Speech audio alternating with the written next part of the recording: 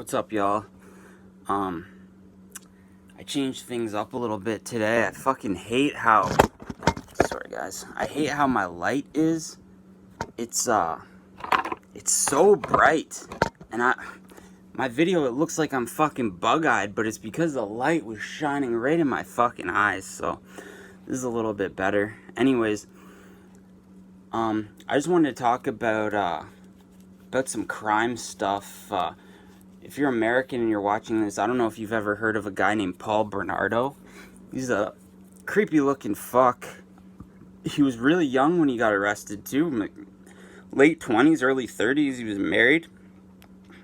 They call him the Ken and Barbie killer because Karla Homolka was his wife. And they would basically get together. Well, they were already together. They would drive around together, pick up women, take them home, young girls, kids, children, fucking 12 to 15 was their little age group, maybe even younger. They would pick them up, take them home. Paul would rape them, she would rape them, and they would take videos and they would kill them. Paul would kill them or she would kill them. And there was when they got arrested, she played it off like the victim, which in a sense she was.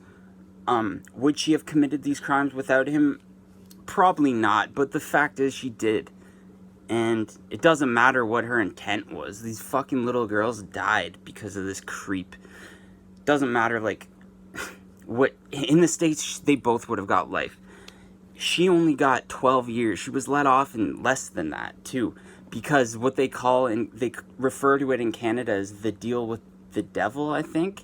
Because they made a deal with her if she testified against him, which didn't make sense. He would have got life anyways, which is only 25 years here. But, so, what happened was, they made a deal with her. She signed it to get 12 years and gone. So that was in the books. That was going to happen. As they kept researching the case against Paul, that's when they found all the videos, okay? And it showed that she was not a fucking victim at all. She was an active participant. She was raping these girls. She was laughing as he was killing them. She was doing the most disturbing shit. In essence, she was egging him on.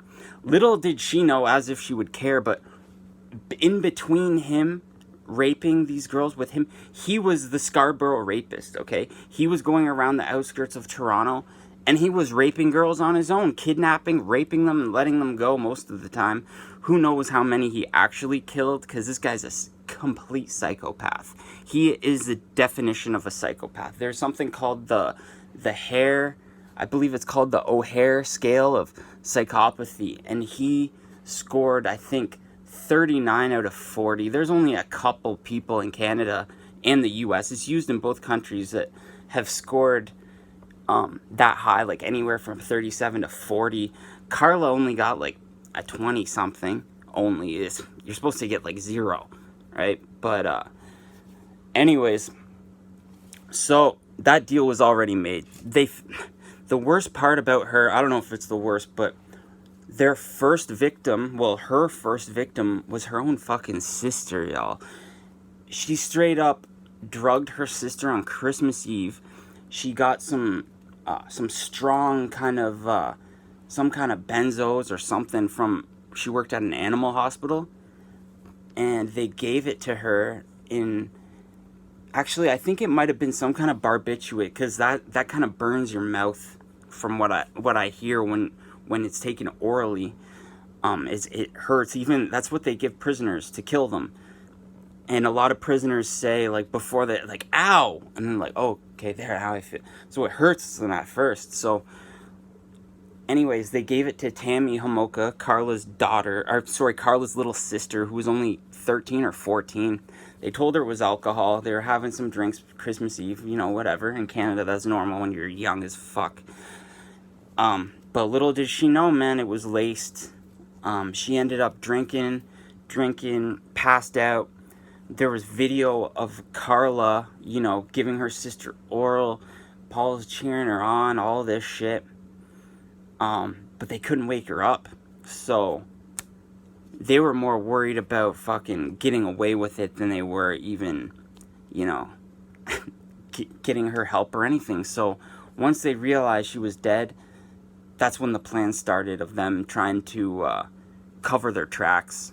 And is disturbing enough, they covered their tracks, and she ended up dying from, the autopsy said she died from, you know, choking on her own vomit, aspiration, whatever it's called. But it wasn't until they all got caught and they found the video of her giving her own sister oral, man, her little sister, and then killing her, and then getting rid of the body like it's nothing, man. I don't give a shit how, you know, if it was intentional, if she, you know, was encouraged by him. You don't just do that shit and have no sympathy whatsoever for anybody, let alone your own sister, man. Like, some incest weirdo shit.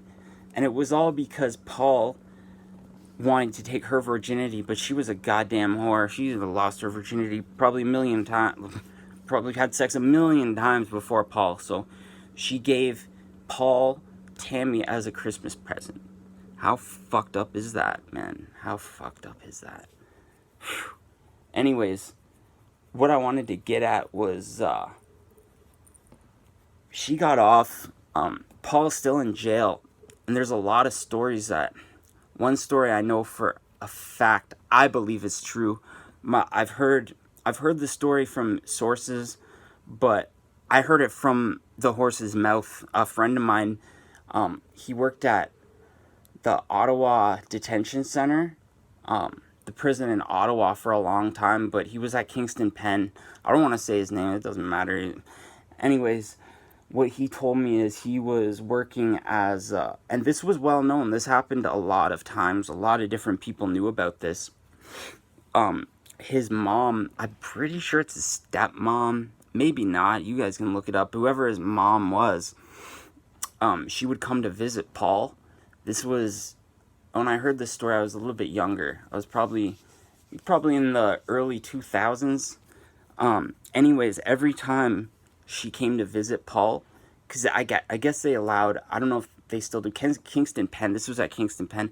I don't even believe that it's been closed for, I think, like 5 or 6 years. But back then, you could have conjugal visits. He wasn't having any conjugals with fucking Carla.